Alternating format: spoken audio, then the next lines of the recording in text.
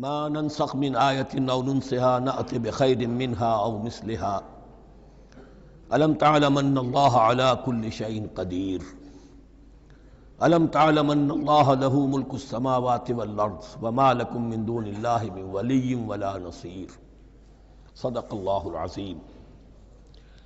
ان آیات مبارکہ کا ترجمہ اگرچہ ہم کر چکے ہیں، لیکن اس کا جو اصل مفہوم ہے اور اس کا پس منظر ہے اس کو سمجھنا ضروری ہے۔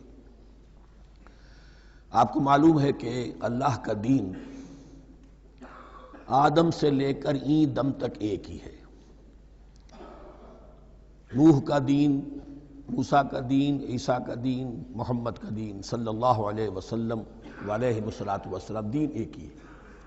شریعتوں میں فرق رہا ہے، اور یہ فرق جو رہا ہے اس کا اصل سبب یہ ہے کہ نوع انسانی مختلف اعتبارات سے ارتقاء کی مراحل طے کر رہی تھی۔ ذہنی پختگی، شعور کی پختگی، پھر سوشل ایولیوشن، تمدنی ارتقاء، یہ مسلسل جاری تھا۔ لہذا اس ارتقاء کے جس مرحلے میں رسول آئے اسی کی مناسبت سے ان کو تعلیمات دے دی گئیں۔ ان میں وہ حصے بھی تھے کہ جو ایٹرنل ہیں، جو ہمیشہ رہیں گے، اور ایسے بھی تھے کہ جو اس زمانے کی مناسبت سے تھے۔ اب جب اگلا رسول آئے گا تو ظاہر بات ہے کہ ان میں سے کچھ چیزوں میں تغیر و تبدل ہو جائے گا، کچھ چیزیں نئی آ جائیں گی، کچھ پرانی ساقط ہو جائیں گی۔ یہ پرانی چیزوں کا ساقط ہونا یہ کہلاتا ہے ناسخ ہونا، ناسخ و منسوخ کا مسئلہ، کہ وہ حکم منسوخ ہو گیا اور اس کی جگہ پر کوئی اور حکم آ گیا ہے۔ یا تو اللہ تعالیٰ تعین کے ساتھ منسوخ فرماتے ہیں، یا یہ کہ اس شے کو سرے سے لوگوں کے ذہنوں سے زائل کر دیتے ہیں۔ اعتراض یہ کر رہے تھے یہودی کہ اگر تو یہ دین وہی ہے جو موسیٰ کا تھا تو ظاہر بات ہے کہ پھر شریعت پوری وہی ہونی چاہیے۔ اس کے اعتراض کا جواب ہے جو یہاں دیا جا رہا ہے، اور یہی مسئلہ پھر قرآن میں بھی ہے۔ قرآن کی بھی تدریج کے ساتھ شریعت کی تکمیل ہوئی ہے۔ جیسا کہ میں نے پہلے عرض کیا تھا، شریعت کا بلو پرنٹ آپ کو سورہ بقرہ میں مل جائے گا آگے چل کر، لیکن شریعت کی تکمیل ہوئی ہے سورہ مائدہ میں۔ یہ جو تقریباً 5-6 سال کا وقفہ ہے، اس میں کچھ احکام شروع میں دیے گئے، پھر ان میں رد و بدل کر کے، اور پھر آخر میں الیوم اکملت لکم دینکم واتممت علیکم نعمتی ورضیت لکم الاسلام دینا۔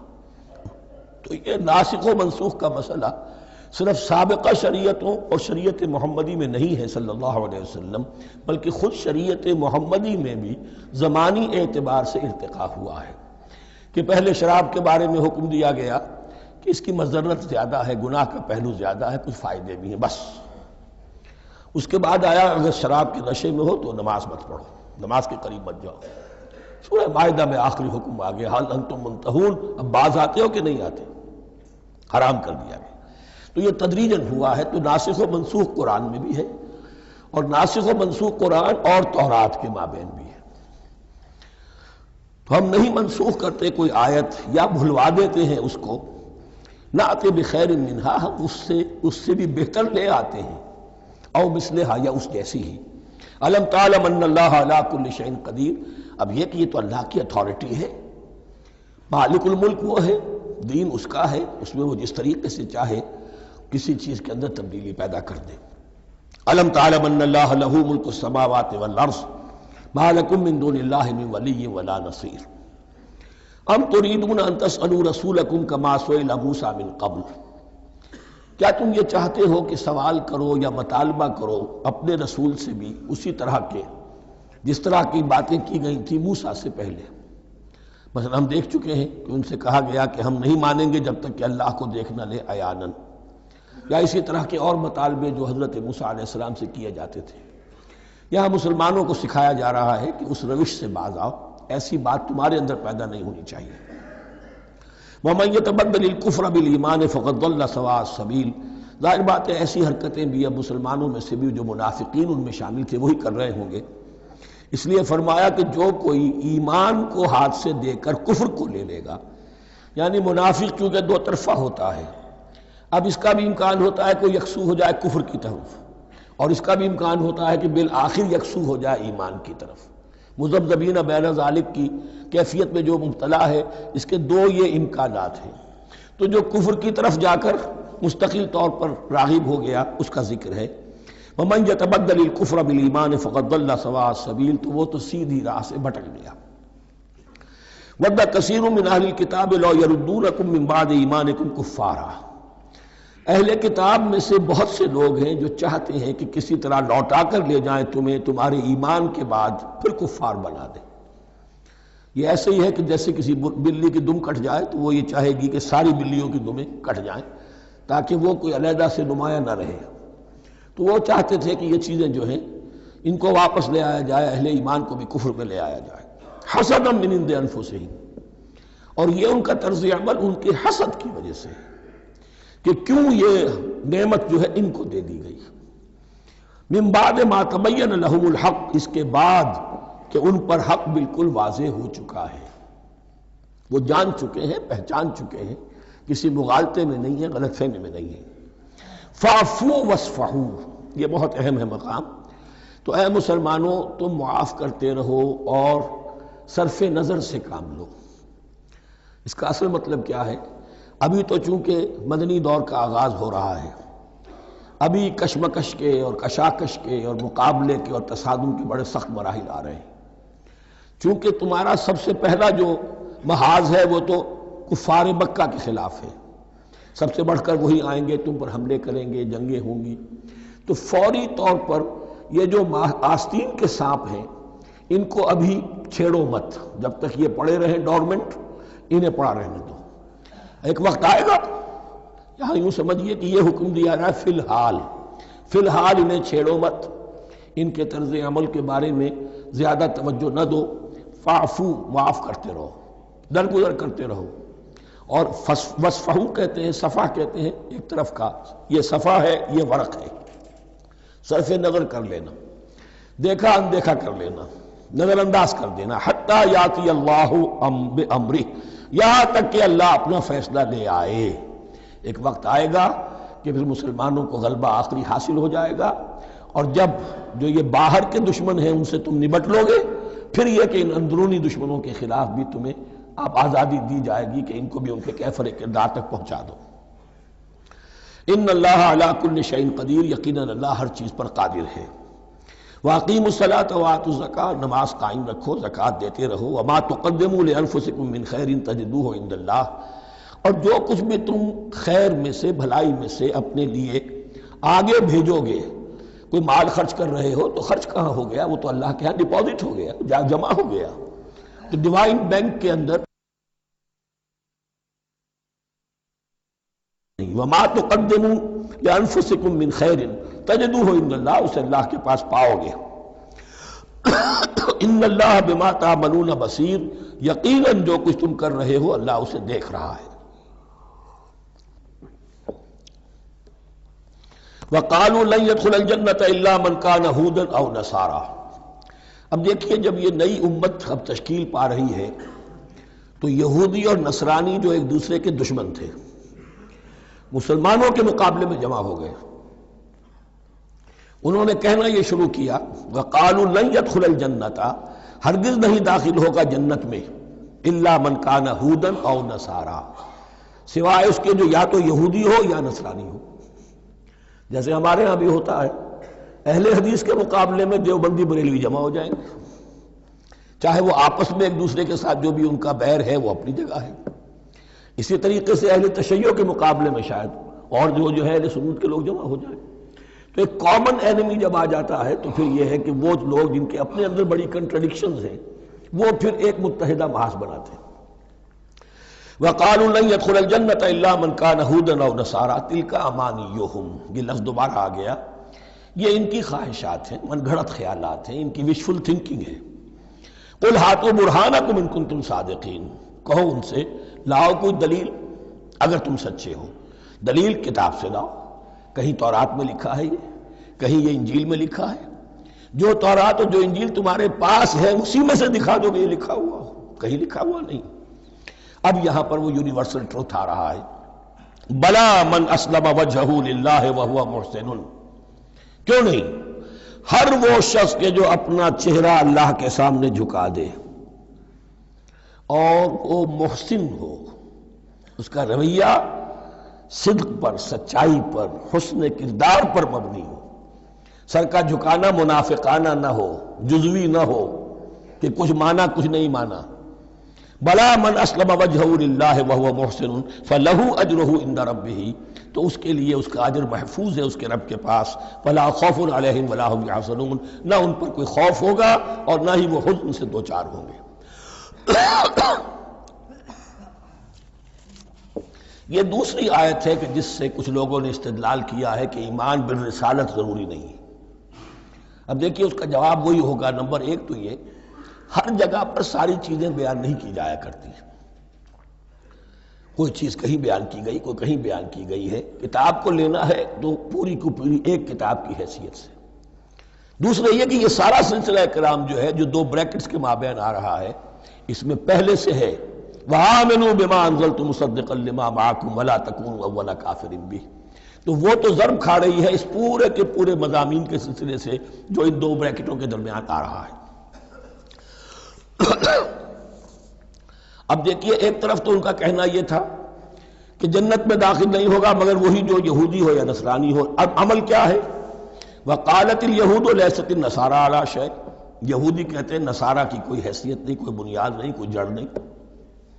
وقالت النصارى ليست اليهود على شيء، اور نصارہ کہتے ہیں کہ یہود کی کوئی بنیاد نہیں، بے بنیاد لوگ ہیں، کوئی حقیقت ان کی حقانیت ہے ہی نہیں. وهم يتلون الكتاب، اور مزہ یہ ہے کہ دونوں ایک کتاب پڑھ رہے ہیں. اولڈ ٹیسٹمنٹ تو مشترک ہے یہودیوں میں اور عیسائیوں میں، یہ بہت اہم نکتہ ہے. اور جدید عیسائیت میں جو ایک بہت بڑی طاقت ابھر رہی ہے امریکہ میں، وہ ہے کہ جو یہ عیسائیت کو جیوڈائز کر رہی ہے. کیونکہ رومن کیتھولک مذہب جو تھا اس نے تو چونکہ گویا کہ سارا رشتہ توڑ لیا تھا بائبل سے، سارا اختیار پوپ کے ہاتھ میں آ گیا تھا.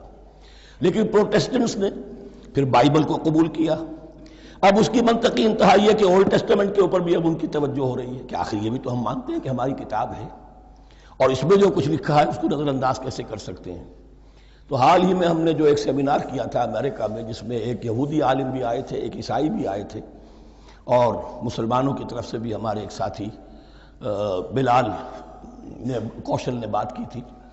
تو وہاں ایک یہودی عالم نے کہا کہ اس وقت اسرائیل کو سب سے بڑی سپورٹ جو مل رہی ہے وہ ان عیسائیوں سے مل رہی ہے امریکہ میں سے، کہ جو اس وقت ایونجلسٹ کہلاتے ہیں وہاں پر، اور جو ایک بڑا فرقہ بن کر ابھر رہے ہیں.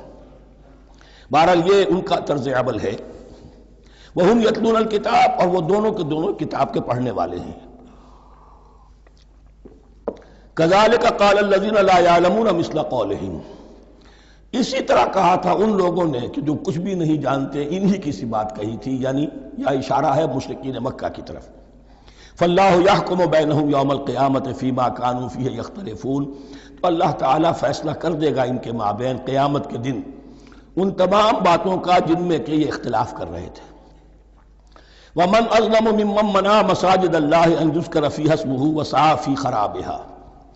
اب دیکھیے یہاں جو بقیہ یہ آیات آ رہی ہیں، تو اگرچہ خطاب تو ہے وہ بریکٹس کے مابین، خطاب بنی اسرائیل، لیکن اب یہاں کچھ ریفرنسز اہل مکہ کی طرف شروع ہو گئے ہیں، اور اس کے بعد سے حضرت ابراہیم کا تذکرہ آئے گا، پھر تحویل قبلہ کا ذکر آئے گا. تحویل قبلہ میں ظاہر بات ہے کہ وہ قبلہ جو ہے وہ مشرکین مکہ کے قبضے میں تھا اس وقت. اس حوالے سے ریلیونٹ کچھ مضامین جو ہیں اس کی تمہید باندھی جا رہی ہے. یہ ساری تمہید ہے جو آگے آنے والا مضمون ہے تحویل قبلہ، جو علامت تھی اس بات کی کہ اب وہ سابقہ امت مسلمہ معزول کر دی گئی اور نئی امت محمد صلی اللہ علیہ وسلم اس مقام پر نصب کر دی گئی، انسٹال کر دی گئی. اس کے حوالے سے جو مسئلے اٹھیں گے اسی لیے قال الذین لا یعلمون مثل قولہم، میں نے عرض کیا کہ یہ مشرکین مکہ کی طرف اشارہ ہے. ومن اظلم ممن منع مساجد اللہ یذکر فیہا اسمہ، اس سے بڑھ کر ظالم کون ہوگا جو اللہ تعالیٰ کی مسجدوں سے لوگوں کو روکے کہ وہ اس میں اس کا نام لے سکے. چونکہ مشرکین مکہ نے مسلمانوں کو محروم کر دیا تھا حرم سے، اب وہاں جانے کی ان کو اجازت نہیں تھی. سن 6 میں حضور گئے بھی ہیں، تب بھی یہ کہ صلح حدیبیہ ہو گئی، واپس آنا پڑا، عمرہ کرنے کی اجازت نہیں ملی. سن 7 میں پھر ہوا ہے. تو یہ 7 برس بہت شاہ گزرے ہیں محمد الرسول اللہ صلی اللہ علیہ وسلم اور اہل ایمان پر. اب یہاں ذکر ہو رہا ہے ان کا، قریش کا۔ وَمَنْ أَظْلَمُ مِمَّنْ مَنَعَ مَسَاجِدَ اللَّهِ أَنْ يُذْكَرَ فِيهَا اسْمُهُ وَسَعَىٰ فِي خَرَابِهَا، اور وہ اس کی تخریب میں لگے ہوئے ہیں۔ یہ خراب تخریب سے اسی سے بنا ہے۔ یہ تخریب دو طرح کی ہوتی ہے، ایک ظاہری تخریب ہوتی ہے کسی مسجد کو گرا دینا، اور ایک ظاہری نہیں باطنی معنوی ہوتی ہے۔ وہ جو تخریب ہے وہ یہ ہے کہ توحید کی بجائے اسے شرک کا اڈا بنا دیا ہے۔ وہ تو دنیا کے بتکدوں میں پہلا وہ گھر خدا کا، ہم اس کے پاسباں ہیں، وہ پاسباں ہمارا، 360 بت رکھ دیے گئے اس گھر میں لا کر، جو ابراہیم نے تعبیر کیا تھا توحید خالص کے لیے۔ وَسَعَىٰ فِي خَرَابِهَا، یہ لفظ ذرا نوٹ کر لیجئے، یہ ایک حدیث میں بھی آیا ہے، بڑی دلدوز حدیث ہے، اور میں چاہتا ہوں کہ آپ اسے ذہن میں رکھیں۔ حضور نے فرمایا یوشک ان یاتی علی الناس زمان، اندیشہ ہے کہ لوگوں پر یعنی میری امت پر ایک زمانہ ایسا بھی آ جائے گا، اب گنتے جائیے، لا یبقى من الاسلام الا اسمہ، اسلام میں سے اس کے نام کے سوا کچھ نہیں بچے گا، ولا یبقى من القرآن الا رسمہ، قرآن میں سے اس کے رسم الخط، الفاظ اور حروف کے سوا کچھ نہیں بچے گا۔ اسی کی اللہ تعالیٰ نے ضمانت دی ہے، یہ محفوظ رہے گا رسم عثمانی۔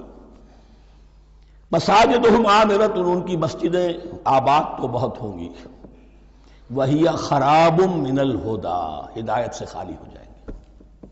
یہ خراب کے لفظ سے، ہی خراب من الہدی، وعلماؤہم شر الناس تحت ادیم السماء، اور ان کے علماء آسمان کی چھت کے نیچے کی بدترین انسان ہیں۔ من عندہم تخرج الفتنۃ وفیہم تعود، فتنہ انہی کے اندر سے برآمد ہوگا اور انہی میں گھس جائے گا، یعنی ان کا کام فتنہ انگیزی، مخالفت، جنگ و جدال، بھڑکانا، اپنے اپنے فرقے کے لوگوں کے جذبات کو بھڑکاتے رہنا اور مسلمانوں کے اندر اختلافات کو ہوا دینا، یہی ان کا کام رہ جائے گا۔ آج جن کو ہم علماء کہتے ہیں ان کی عظیم اکثریت اس کیفیت سے دوچار ہو چکی ہے۔ جب مذہب اور دین پیشہ بن جائے تو کوئی خیر اس میں باقی نہیں رہتا۔ یہ دین اور مذہب پیشہ نہیں تھا، اسلام میں کوئی پیشوائیت نہیں، اسلام میں کوئی پاپائیت نہیں، اسلام میں کوئی برہمنزم نہیں، اسلام تو ایک کھلا، ہر شخص کتاب اللہ پڑھے، ہر شخص عربی سیکھے، ہر شخص کو امامت کے قابل ہونا چاہیے، ہر شخص اپنی بچی کا نکاح خود پڑھائے، ہر شخص اپنے والد کا جنازہ خود پڑھے۔ یہ جو ہم نے پیشہ بنا دیا ہے اور پھر انہیں پیسے دیتے، ظاہر بات ہے کہ پھر اس پیشے کے اندر تو پیشے میں عیب نہیں، رکھیے نہ فرہاد کو نام، پھر تو پیشہ میں تو جو کچھ پیشہ ورانہ چشمکیں ہوتی ہیں اور جو خباثتیں ہوتی ہیں وہ آتی ہیں۔ لیکن ساتھ ہی یہ بات واضح رہے کہ علماء حق سے دنیا خالی نہیں ہوگی، علماء حق بھی ہیں، لیکن کسی کے ماتھے پر لکھا ہوا نہیں ہوتا کہ یہ علماء حقانی میں سے اور یہ علماء سو میں سے ہے۔ باقی یہ صحیح بات ہے کہ اکثریت ادھر جا چکی ہے، ورنہ امت کا بیڑا غرق نہ ہوتا، سیدھی بات۔ یہ بیڑا غرق ہوا ہے تو آخر کوئی سبب ہے۔ اولئک ما کان لہم ان یدخلوها الا خائفین، ایسے لوگوں کو تو سوائے اس کے ان کا کوئی مقام نہیں ہے کہ انہیں داخل ہونے کی بھی اجازت نہیں ہونی چاہیے اس میں، یعنی اللہ کی مسجدوں میں، مگر خوف زدہ ہو کر، ڈر کر۔ لہم فی الدنیا خزی، ان کے لیے دنیا میں بھی رسوائی اور ذلت ہے، لہم فی الآخرۃ عذاب عظیم، اور آخرت میں ان کے لیے عذاب عظیم ہے۔ وللہ المشرق والمغرب، اب دیکھیے تمہید ہو رہی ہے تحویل قبلہ کے لیے۔ اب ظاہر بات ہے کہ بڑی حساس جو ہے وہ ایک کیفیت تھی یہ تو یروشلم کے ساتھ جن کو دلچسپی تھی اور ان کے دلوں میں اس کی عقیدت تھی، مکہ مکرمہ اور بیت اللہ کے ساتھ جن کو دلچسپی تھی اور ان کے دلوں میں اس کی عقیدت تھی، تو اس حوالے سے یہ قبلہ بدلنا، اور 2 دفعہ بدلا ہے قبلہ۔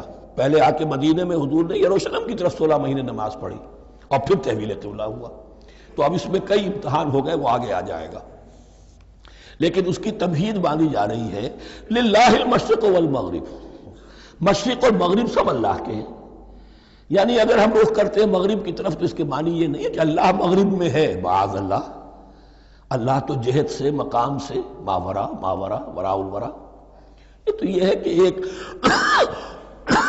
یکسانیت پیدا کرنے کے لیے، اجتماعی رنگ دینے کے لیے ایک چیز کو قبلہ بنا دیا، علامت ہے۔ غالب نے ٹھیک کہا ہے، قبلے کو اہل نظر قبلہ نما کہتے ہیں۔ قبلہ جو ہے وہ مسجود تو نہیں ہے پرے سرحد ادراک سے اپنا مسجود، قبلے کو اہل نظر قبلہ نما کہتے ہیں۔ للہ المشرق والمغرب فینما تولوا فثم وجہ اللہ، جدھر بھی تم رخ کرو گے وہ اللہ ہی کا رخ ہے۔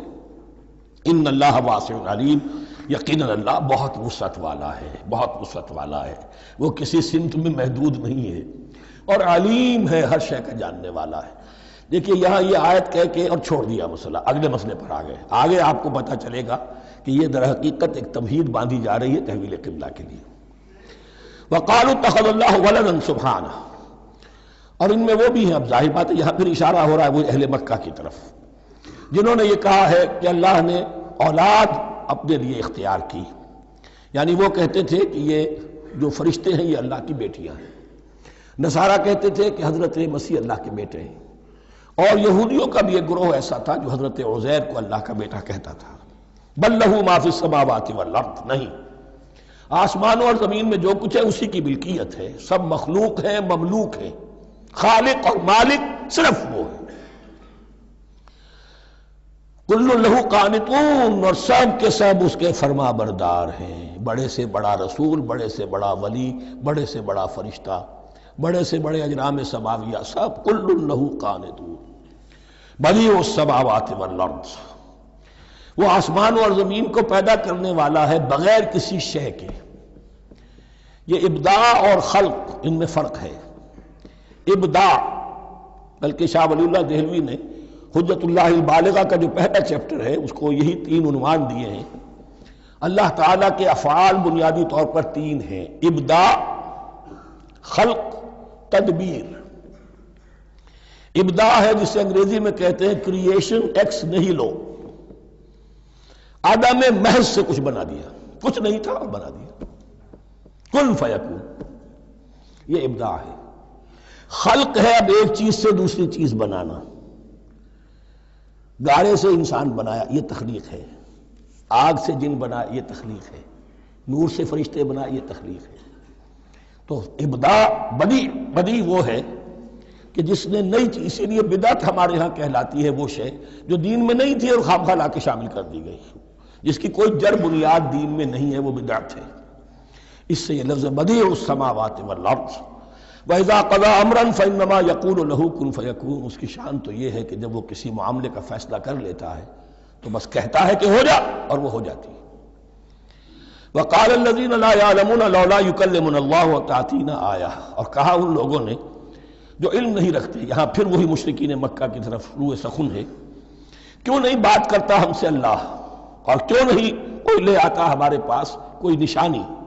یہ میں عرض کر چکا ہوں، یہ مضمون جو ہے کہ ان کا مطالبہ تھا بہت شدت کے ساتھ کہ کوئی معجزے ویسے ہی دکھاؤ جیسے تم کہتے ہو کہ عیسیٰ نے دکھائے تھے، موسیٰ نے دکھائے تھے، تو ہمارے یہ مطالبے پورے کر دو، ہم مان لیں گے۔ یہ ذکر آئے گا سورہ انعام میں اور پھر سورہ بنی اسرائیل میں۔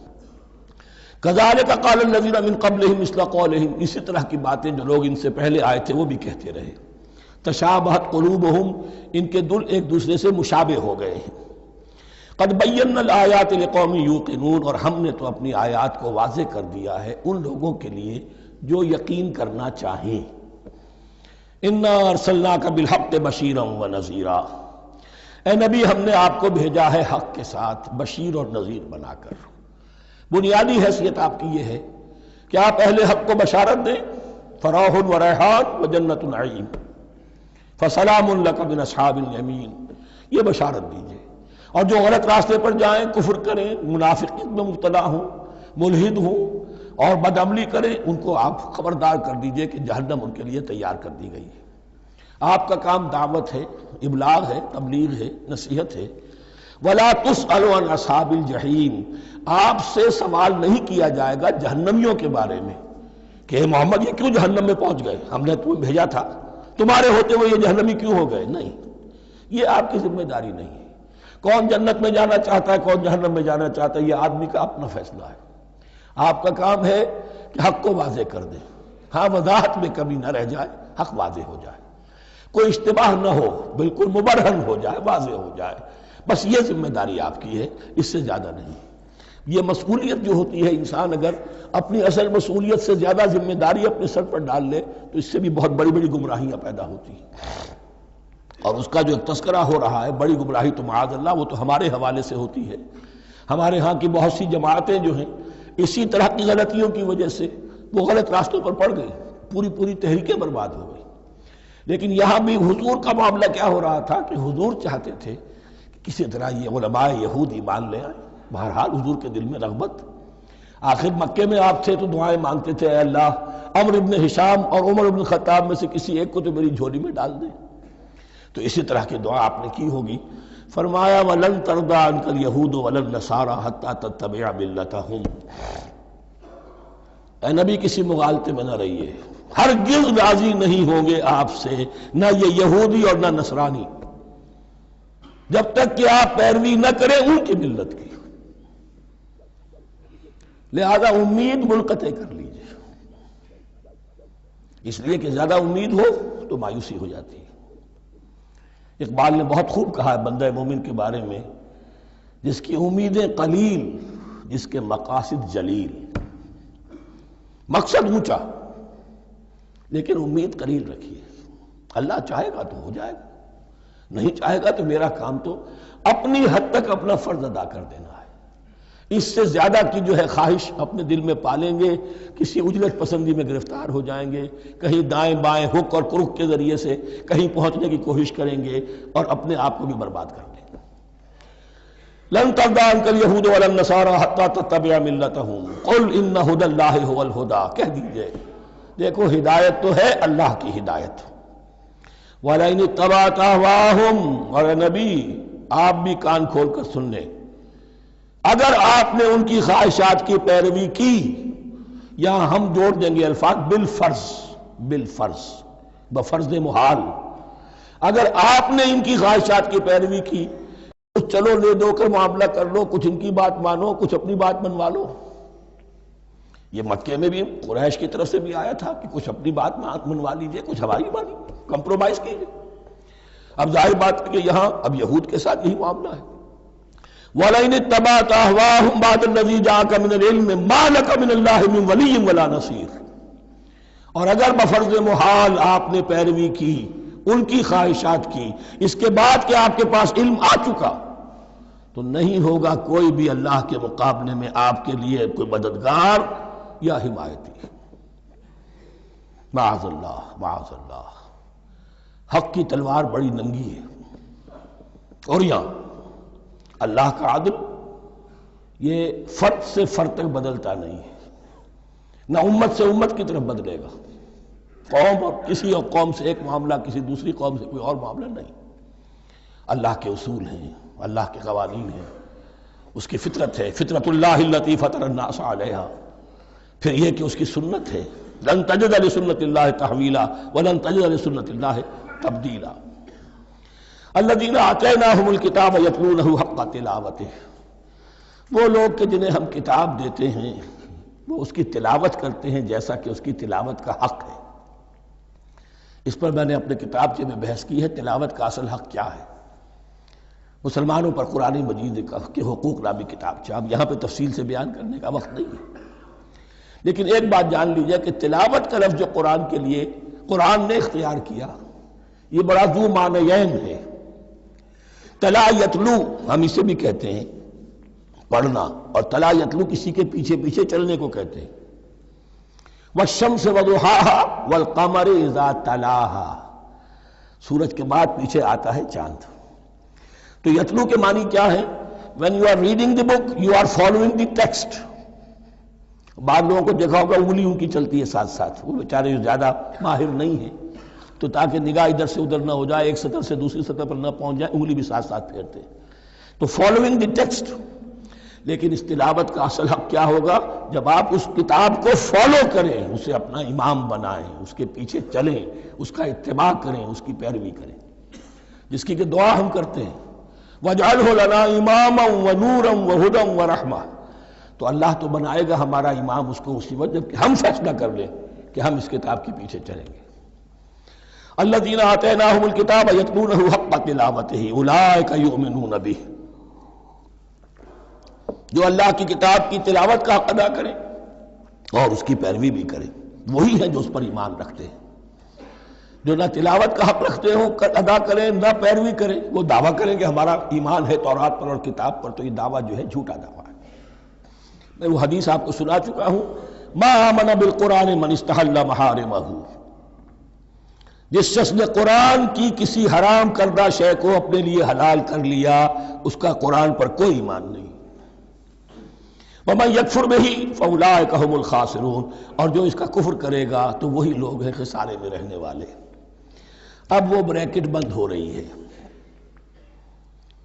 وہ آیت کے جو چھٹے رکوع کے شروع میں آئی تھی دوبارہ آ گئی جوں کی توں، یا بنی اسرائیل اذکروا نعمتی التی انعمت علیکم وانی فضلتکم علی العالمین۔ یہ ترتیب ذہن میں رکھیے۔ اور دوسری آیت بھی جو کہ توں، صرف یہ ہے کہ ترتیب تھوڑی سی بدلی ہے۔ بریکٹ یوں بناتے ہو تو اس کی چونچ ادھر ہوتی ہے تو اس کی چونچ ادھر ہوتی ہے، تو اسی طریقے سے ذہن میں رکھیے کہ دوسری آیت کی ترتیب تھوڑی سی بدل دی ہے، درمیانی، اور وہ بھی درمیان میں چونچ والا معاملہ جو ہوتا ہے۔ وَاتَّقُوا يَوْمًا لَا تَجْزِي نَفْسٌ عَن نَفْسٍ شَيْئًا، یہ تو جو کہ تو وہی ہے، ڈرو اس دن سے جس دن کوئی جان کسی دوسری جان کے کام نہ آ سکے گی۔ وَلَا يُقْبَلُ مِنْهَا عَدْلٌ، وہاں کیا تھا وَلَا يُقْبَلُ مِنْهَا شَفَاعَةٌ، یہاں کیا آیا وَلَا يُقْبَلُ مِنْهَا عَدْلٌ، نہ اس سے کوئی فدیہ قبول کیا جائے گا۔ وَلَا تَنْفَعُهَا شَفَاعَةٌ، یہ شفاعت بعد میں لے آئے، عدل پہلے لے آئے، وہاں شفاعت پہلے ہے عدل بعد میں، بس یہ تبدیلی ہے۔ وَلَا هُمْ يُنصَرُونَ، اور یہ پھر جو کا تو وہی جو پہلی آیت میں تھا، جو چھٹے رکوع کی دوسری آیت ختم ہوئی، نہیں انہیں کوئی مدد مل سکے گی۔ یہ جو حصہ تھا جو تقریباً 10 رکوعوں پر مشتمل تھا، سورہ بقرہ کے 18 رکوع کہ جن میں روح سخن ہے سابقہ امت مسلمہ کی طرف۔ 4 رکوع بڑے عموم کے حامل تھے، لیکن بین السطور وہاں بھی اشارے موجود تھے، روح سخن جو تھا وہ بنی اسرائیل کی طرف۔ 10 رکوعوں میں صراحت کے ساتھ ساری گفتگو انہی سے ہے، الا یہ کہ ایک جگہ مسلمانوں سے خطاب کر لیا، کچھ آخر میں اہل مکہ کا تذکرہ بھی ہو گیا۔ اب اس کے بعد ذکر شروع ہو رہا ہے حضرت ابراہیم علیہ السلام کا۔ وہ بات سمجھ لیجئے کہ کیا وجہ ہے اس کی۔ دیکھیے حضرت ابراہیم کی نسل کی یہ 2 شاخیں چلی، ویسے تو 3 ہیں۔ عام طور پر لوگوں کے علم میں ہے کہ 2 بیویاں تھیں، حضرت ہاجرہ سے حضرت اسماعیل پیدا ہوئے، بڑے تھے، حضرت سارہ سے حضرت اسحاق، ان کے بیٹے یعقوب، یعقوب کے 12 بیٹے بنی اسرائیل۔ حضرت اسماعیل کو حضرت ابراہیم نے آباد کیا خانہ کعبہ کے پاس لا کر، بواد غیر ذی زرع، تو وہاں یہ جو ایک نسل چلی۔ لیکن نبوت جو ہے حضرت ابراہیم کے بعد حضرت اسماعیل کو تو ملی، اس کے بعد مسلسل یوں سمجھیے کہ تقریباً 3000 کا فصل ہے سالوں کا کہ کوئی نبوت اس شاخ میں نہیں آئی۔ نبوت کا سلسلہ چلا دوسری شاخ میں، حضرت یعقوب، حضرت اسحاق، حضرت یعقوب، حضرت یوسف، چلتے جائیے، اور پھر حضرت موسیٰ اور عیسیٰ سے شروع ہو کر حضرت موسیٰ اور ہارون سے شروع ہو کر حضرت عیسیٰ اور یحییٰ تک 1400 برس مسلسل۔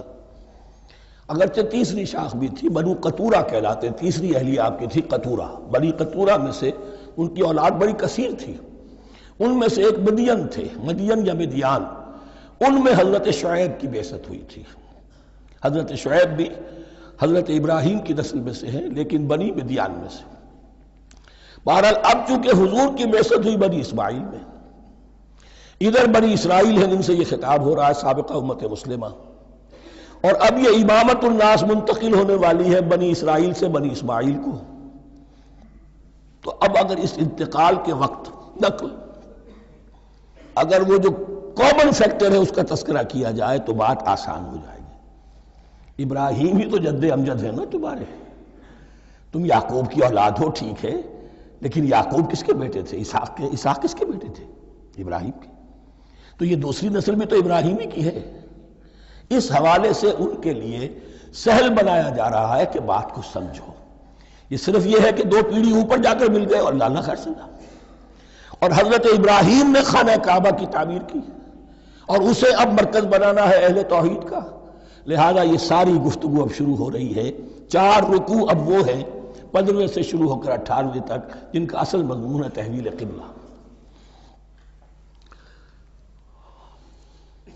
وَإِذِ ابْتَلَىٰ إِبْرَاهِيمَ رَبُّهُ بِكَلِمَاتٍ فَأَتَمَّهُنَّ، اور ذرا یاد کرو جب ابراہیم کو آزمایا اس کے رب نے بہت سی باتوں میں.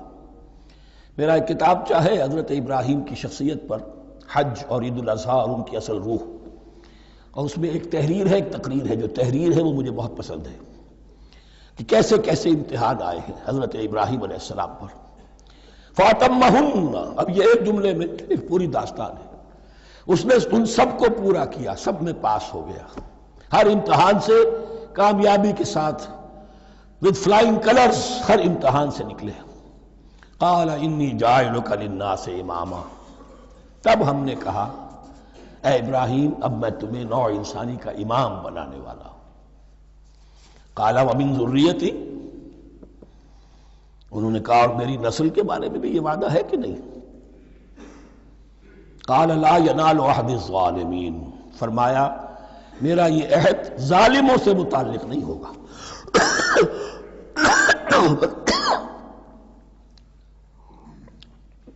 مطلب کیا ہوا کہ تمہاری نسل میں سے جو صاحب ایمان ہوں گے، نیک ہوں گے، سیدھے راستے پر چلیں گے، ان سے ہمارا وعدہ ہے، لیکن نسلیت کی بنیاد پر نہیں ہے کہ جو بھی تمہاری نسل میں سے لازماً وہ اس وعدے کا مصداق بن جائے.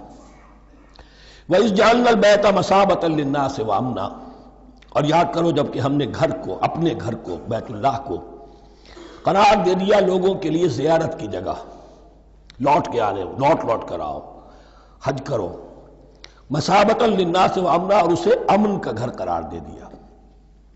وَاتَّخِذُوا مِن مَّقَامِ إِبْرَاهِيمَ مُصَلًّى، اور ہم نے حکم دیا کہ مقام ابراہیم کو اپنی جائے نماز بنا لو، نماز پڑھنے کی جگہ بنا لو. آج کل تو بعض علماء نے یہ کہا ہے کہ مقام ابراہیم سے مراد کوئی خاص پتھر نہیں ہے، بلکہ اصل میں وہ تو پوری جگہ جو تھی وہ مقام ابراہیم، حضرت ابراہیم وہاں آباد ہوئے تھے.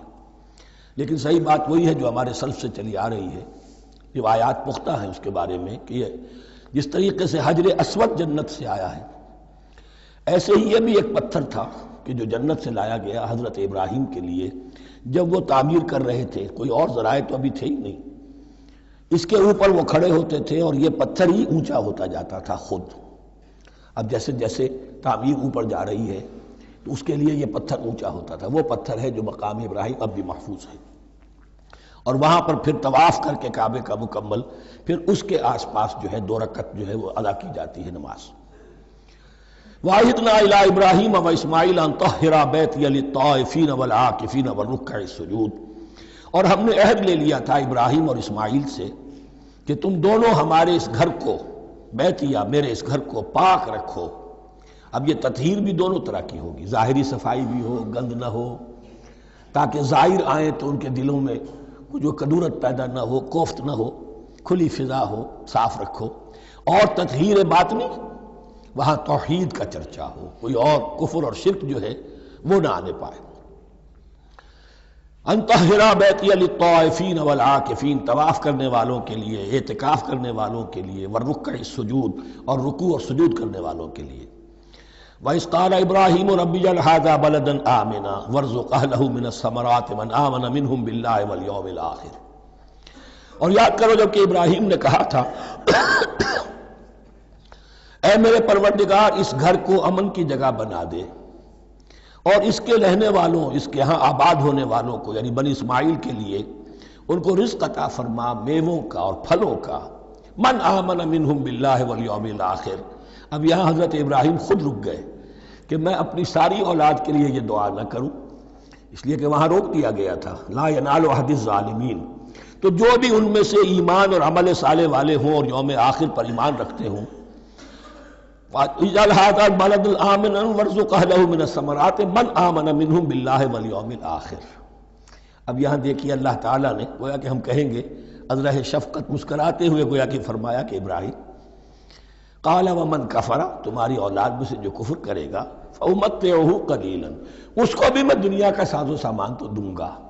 امامت میں شامل نہیں کر سکتا، لیکن یہ کہ دنیاوی طور پر مال و متاع جو ہے وہ ان کو بھی میں دوں گا. ومن کفر فأمتعه قلیلا ثم اضطره الى عذاب النار، ہاں پھر اسے کشاں کشاں لے آؤں گا جہنم کے عذاب کی طرف، وبئس المصیر، اور وہ بہت ہی بری جگہ ہے لوٹنے کی۔ وَإِذْ يَرْفَعُ إِبْرَاهِيمُ الْقَوَاعِدَ مِنَ الْبَيْتِ وَإِسْمَاعِيلُ، اور یاد کرو جب کہ ابراہیم اٹھا رہے تھے ہمارے گھر کی بنیادوں کو، اور اسماعیل، باپ بیٹا دونوں لگے ہوئے تھے۔ یہاں لفظ جو قواعد آیا ہے اس کو نوٹ کیجئے، قواعد قاعدے کی جمع ہے اور یہ بنیادوں کو کہا جاتا ہے، اور اس میں اشارہ ہے حضرت ابراہیم اصل معمار اور بانی نہیں ہے کعبے کے، کعبہ بنایا ہے حضرت آدم نے۔ ان اول بیت وضع للناس للذی ببکہ، پہلا گھر۔ اب کیسے ممکن تھا حضرت آدم علیہ السلام کے زمانے سے لے کر اور حضرت ابراہیم تک کم و بیش جو ہے 4000 برس ہے، عام اندازہ جو ہے تورات کا اگر آپ لگائیں تو کوئی مسجد نہیں بنی ہوگی کیا؟ یہ پہلا گھر ہے، پہلا وہ گھر خدا کا۔ تو اس کی بنیادیں رہ گئی تھیں، باقی وہ امتداد زمانہ سے، اور چونکہ یہ سیلاب کا راستہ تھا، سیلاب کی وجہ سے وہ سب جو ہے دیواریں بہہ گئی تھی، صرف بنیادیں تھیں۔ ان بنیادوں کو پھر وَإِذْ بَوَّأْنَا لِإِبْرَاهِيمَ مَكَانَ الْبَيْتِ، یہ سورہ حج میں جا کر مضمون تفصیل سے آئے گا۔ اب میں آئے گا کہتا ہوں، آ چکا ہے حقیقت کے اعتبار سے، اس لیے کہ یہ ساری مکی صورتیں ہیں جو نازل ہو چکی ہیں سورہ بقرہ سے بہت پہلے۔ تو جب وہ ان بنیادوں کو اٹھا رہے تھے تو دعائیں مانگ رہے تھے، ربنا تقبل منا انک انت السمیع العلیم، اے رب ہماری اس کوشش کو، ہماری اس مشقت کو، محنت کو قبول فرما۔ باہر گھر بنا رہے ہیں، پتھر اٹھا اٹھا کر لا رہے ہیں، حضرت اسماعیل کی عمر اس وقت لگ بھگ 13 برس ہے، ہاتھ بٹا رہے ہیں۔ ربنا تقبل منا انک انت السمیع العلیم، اے رب ہماری اس کوشش کو شرف قبول عطا فرما، یقیناً تو سب کچھ سننے والا اور جاننے والا ہے۔ ربنا وجعلنا مسلمین لک، اور اے رب ہمیں اپنا فرما بردار بنائے رکھ۔ نوٹ کیجئے ابراہیم کہہ رہے ہیں، تو میں اور آپ اگر مطمئن ہو جائیں کہ میری موت لازماً حق پر ہوگی تو بہت بڑا دھوکہ ہے۔ ڈرتے رہنا چاہیے، اللہ کی پناہ طلب کرتے رہنا چاہیے۔ ربنا وجعلنا مسلمین لک، اے اللہ ہم دونوں کو اپنا فرما بردار بنائے رکھ، ومن ذریتنا امۃ مسلمۃ لک، اور ہم دونوں کی نسل میں سے اٹھائیو برپا کی جو ایک امت جو تیری فرما بردار امت ہو۔ وارنا مناسکنا، اور اے پروردگار تیرا گھر تو ہم نے یہ بنا دیا، اب اس کے جو رسومات ہیں وہ ہمیں سکھا، جو مناسک حج ہیں، ارنا مناسک، اب کیسے حج کریں، کیا آداب ہوں گے، طواف کیسے ہوگا، کیا کریں گے۔ وتب علینا، اور ہم پر اپنی شفقت کی نظر فرما، انک انت التواب الرحیم، یقیناً تو ہی ہے بہت ہی زیادہ توبہ کا قبول فرمانے والا اور شفقت کے ساتھ رجوع کرنے والا اور رحم فرمانے والا۔ ربنا وبعث فیہم رسولا منہم،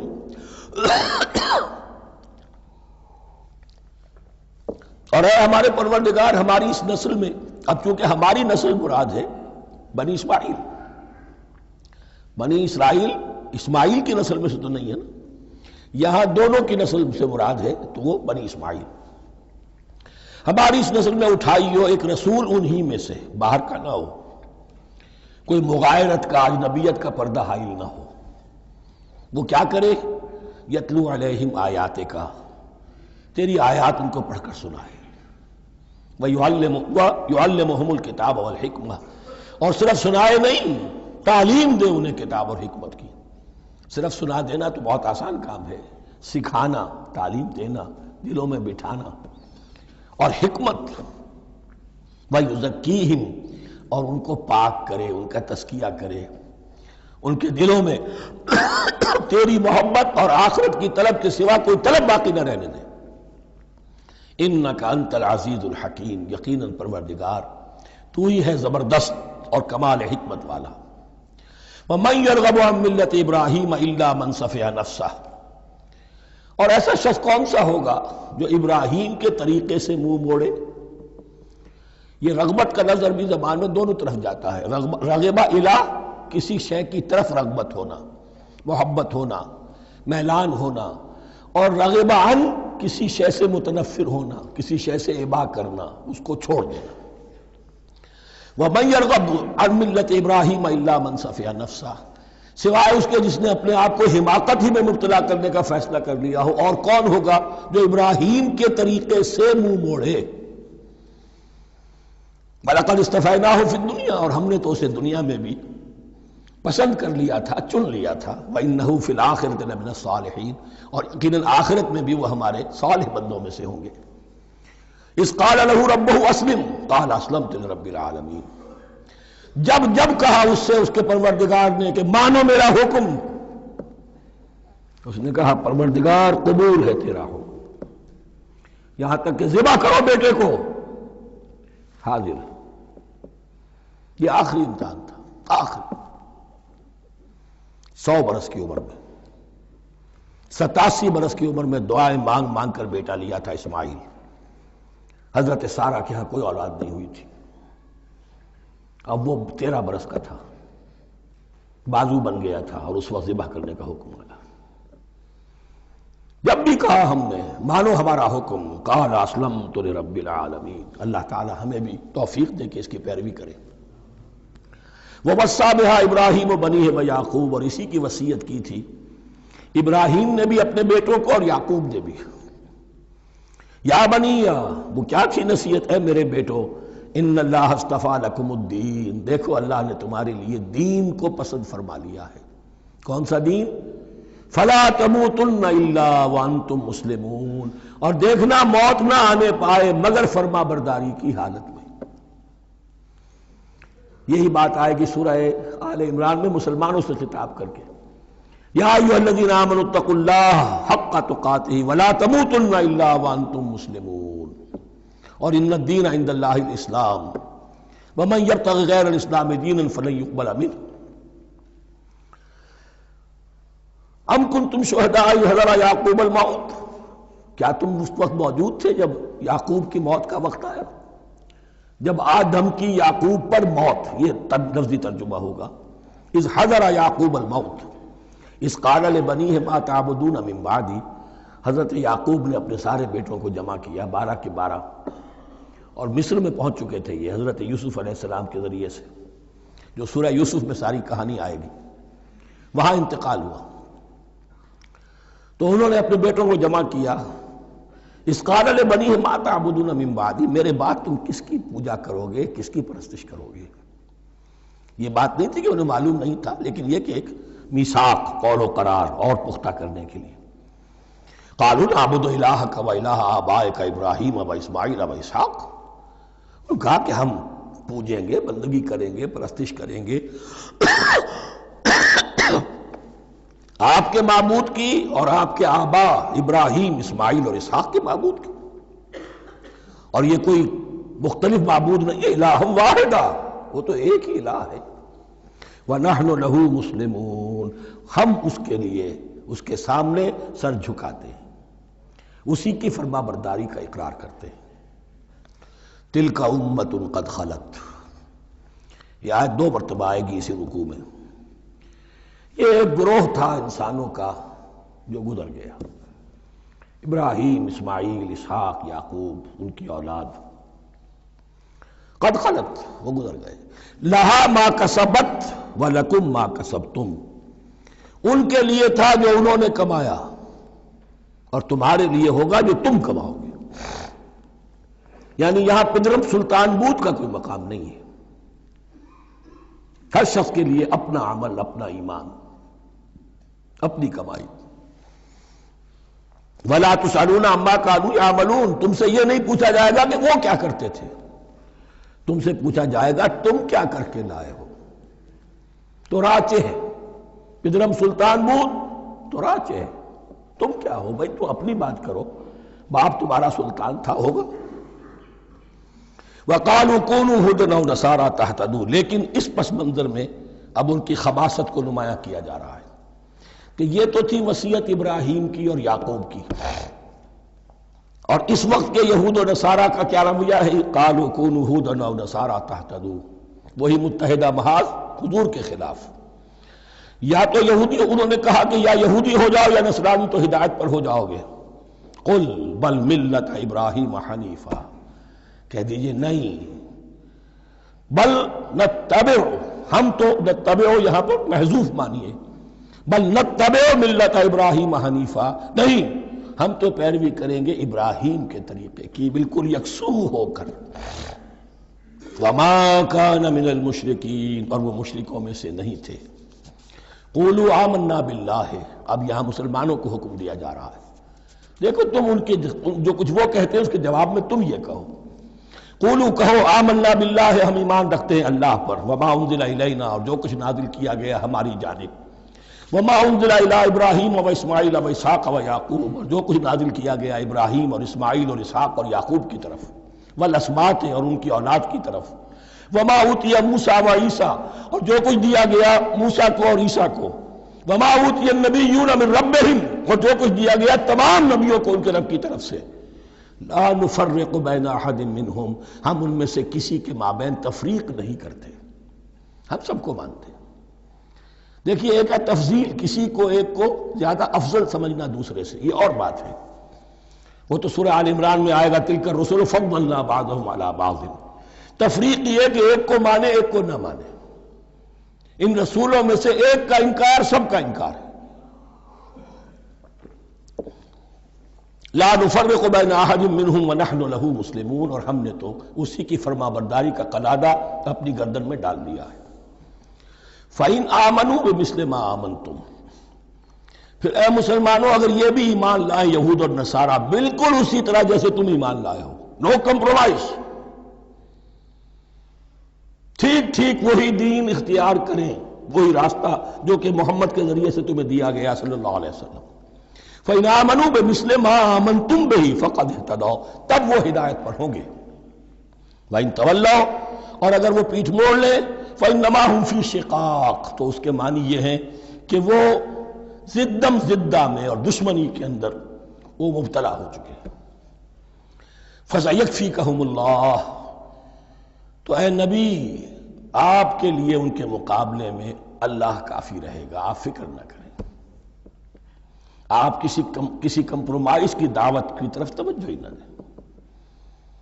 کچھ دو کا معاملہ سوچیں بھی نہ، ان کی مخالفتوں سے آپ مرعوب نہ ہوں، ان کی دھمکیوں کا کوئی اثر نہ دیں. فَسَيَكْفِيكَهُمُ اللَّهُ، اللہ کافی رہے گا آپ کے لیے ان سب کے مقابلے میں. وَهُوَ السَّمِيعُ الْعَلِيمُ، اور یقیناً وہ سب کچھ سننے والا اور جاننے والا ہے. ایسا نہیں ہے کہ اسے معلوم نہ ہو کہ آپ اس وقت کن حالات میں ہیں، کیسی مشکلات میں ہیں، کس طرح کی نازک صورتحال دن بدن جو ہے شکل بدل رہی ہے، لیکن آپ قائم رہیں. یہ ہے جگہ جہاں پر خون پڑا ہوا ہے، اس نسخے میں جو حضرت عثمان تلاوت فرما رہے تھے، اور اس وقت باغیوں نے انہیں شہید کیا ہے. ان کی زوجہ محترمہ نائلہ، انہوں نے بچانا چاہا ہے تو ان کی انگلیاں کٹ گئیں، اور خون جو ہے وہ فَسَيَكْفِيكَهُمُ اللَّهُ، ان الفاظ پر وہ خون پڑا ہے، وہ دبا اب بھی موجود ہے. وَهُوَ السَّمِيعُ الْعَلِيمُ، اور وہ سب کچھ سننے والا اور جاننے والا ہے. صبغۃ اللہ، کیا معنی یہاں پر بھی ایک آپ کو محذوف ماننا ہوگا. اخترنا صبغۃ اللہ، ہم نے تو اختیار کر لیا ہے اللہ کے رنگ کو. وَمَنْ أَحْسَنُ مِنَ اللَّهِ صِبْغَةً وَنَحْنُ لَهُ عَابِدُونَ، اور اللہ سے بہتر رنگ کس کا ہوگا، اور ہم تو بس اسی کی بندگی، اسی کی پرستش کرنے والے ہیں.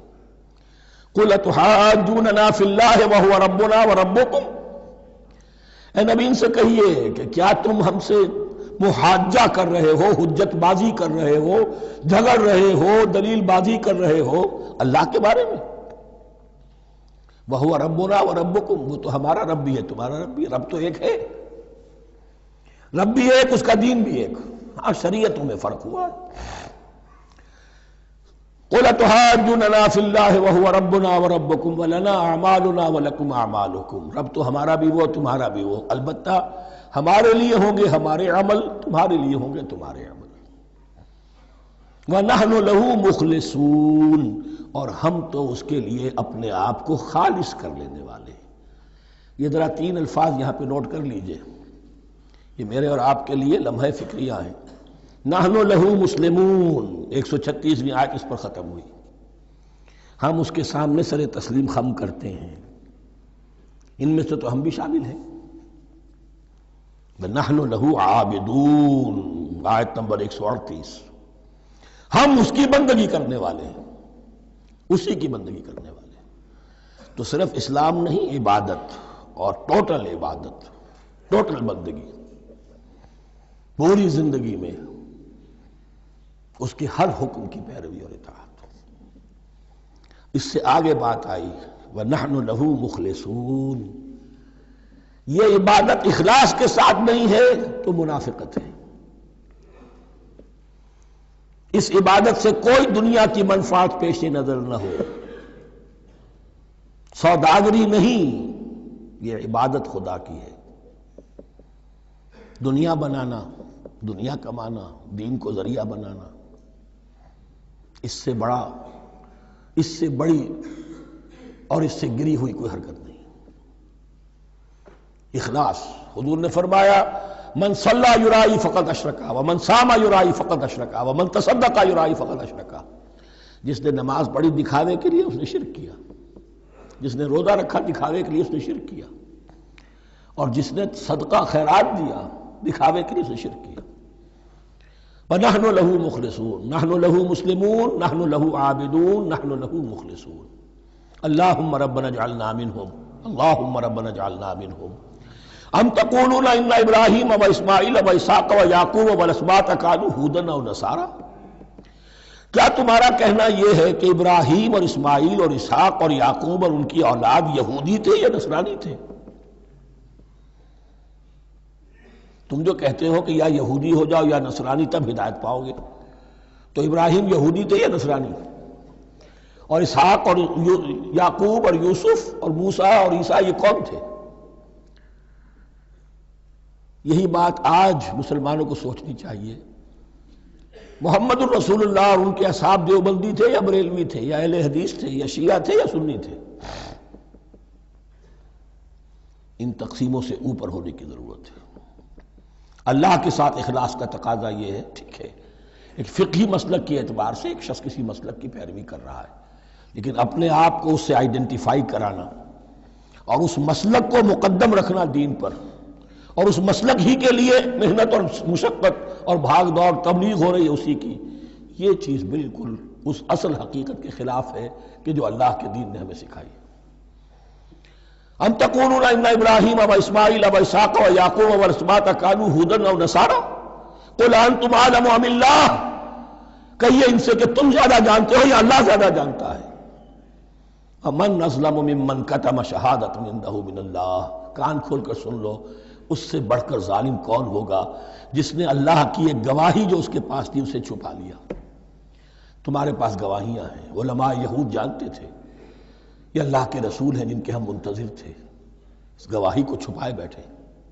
ومن اظلم ممن كتم شہادۃ عنده من اللہ وما اللہ بغافل عما تعملون، اور اللہ ہرگز غافل نہیں ہے کہ اس سے جو تم کر رہے ہو۔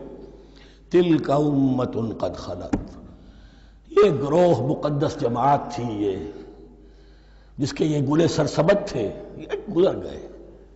لہا ما کسبت ولکم ما کسبتم، جو کمائی انہوں نے کی، جو عمل انہوں نے کمائے وہ ان کے لیے، تمہارے لیے نہیں۔ تمہارے لیے وہ ہوگا جو تم کماؤ گے۔ ولا تسألون عما كانوا يعملون، اور تم سے ان کے عمل کے بارے میں نہیں پوچھا جائے گا کہ انہوں نے کیا کیا، تم سے سوال یہ ہوگا کہ تم نے کیا کیا۔ بارک اللہ لی ولکم فی القرآن العظیم ونفعنی وإیاکم بالآیات والذکر الحکیم۔